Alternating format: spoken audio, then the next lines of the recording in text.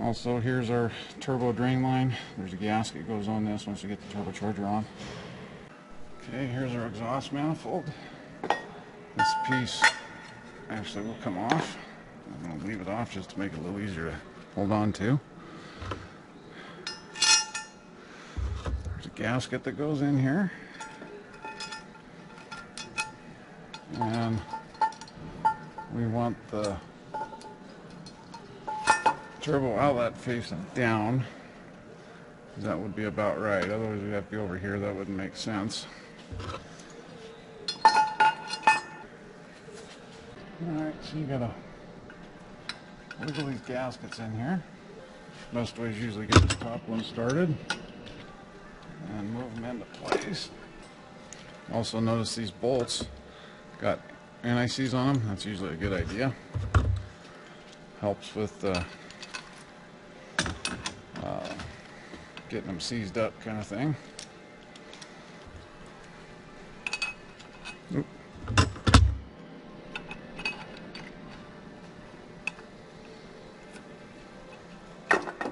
Drop it in there. I've glued these on before. Sometimes that works or helps, makes it easier. So this manifold will turn independently. I put it back in there already. So same thing here. Then you drop a gasket. It's kind of a bear if you drop them in there.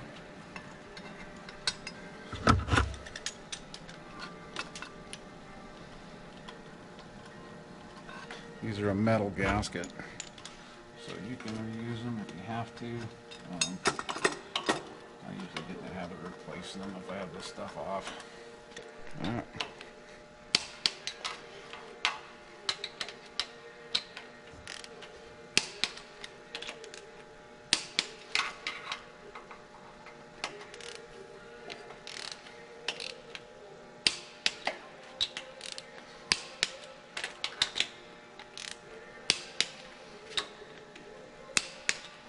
As long as you start at the end and work your way out, you're typically okay.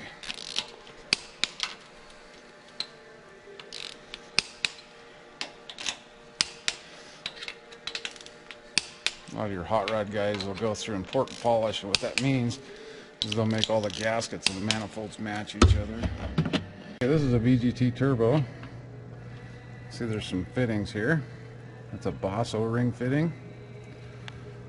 Basically, you put this in here, it fits in the groove. This one's actually for coolant. The one next to it is for oil. So this is a liquid cooled turbo as well. Okay, and then you put some Siliglide on the face of these if they're not already lubed, and this one is. Okay, here's our turbo drain. There's a gasket goes in here.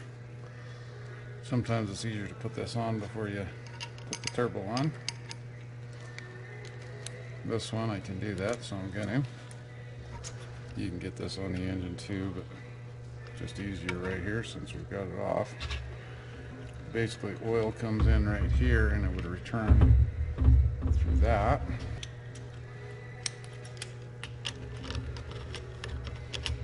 This works a lot better.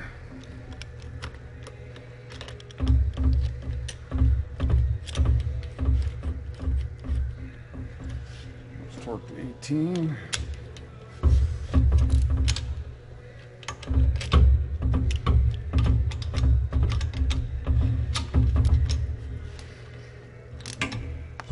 Torque it when I get it on the engine, but anyways, there, that's installed. Okay, we're going to install our turbocharger. Here's how that started. There's a gasket. Goes right in here, a metal gasket.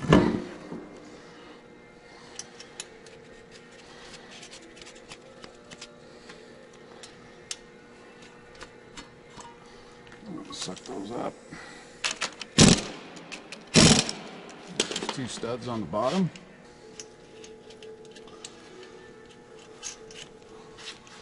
And you can mount this turbo backwards if you're not careful. Might as well go ahead and tighten these up. And go back and torque them. tighten up our turbo drain line, and then we'll hook up the rest of the turbo. Okay, here's the coolant feed for this. This has a goofy fitting on it. It's got these rubber washers. One goes on one side there, like this, and then a second one goes here. Alright, Cummins uses a lot of these things. And then it screws in there. Down below here, into the side of the block, there is a Boss O-ring fitting that goes in there. So we'll get that one started. And then we'll come up here and tighten them up. And you don't reef these tight, they're snug. There's a torque 15-20 inch-pounds, I'm not sure, foot-pounds, I'm sorry. And behind that, get this one here. It's easier underneath, so we'll tighten that. Okay, and then we need to go underneath and put the rest of them on. Okay, I usually get a nut driver. I had this handy, so I'm using this, but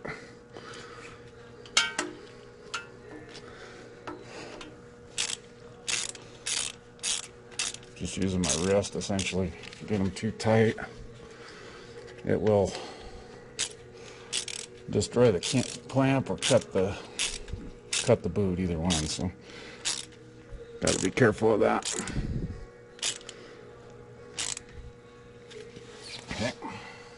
Okay, this is our boost controller right here. Air hooks up to this. There's an electrical connection. It bolts on the other side of the engine. This fitting goes here. What it does, make sure there's no ring in it, is that supplies compressed air from the air compressor to the turbo to actuate and deactuate the variable geometry turbo. Here's an electrical connection. This is a speed sensor for the VGT turbo. Basically what it does is it monitors how fast the vanes are spinning. I've seen this one spin up to 200,000 RPM. Never had it loaded. I assume it would spin faster than that, so pretty amazing.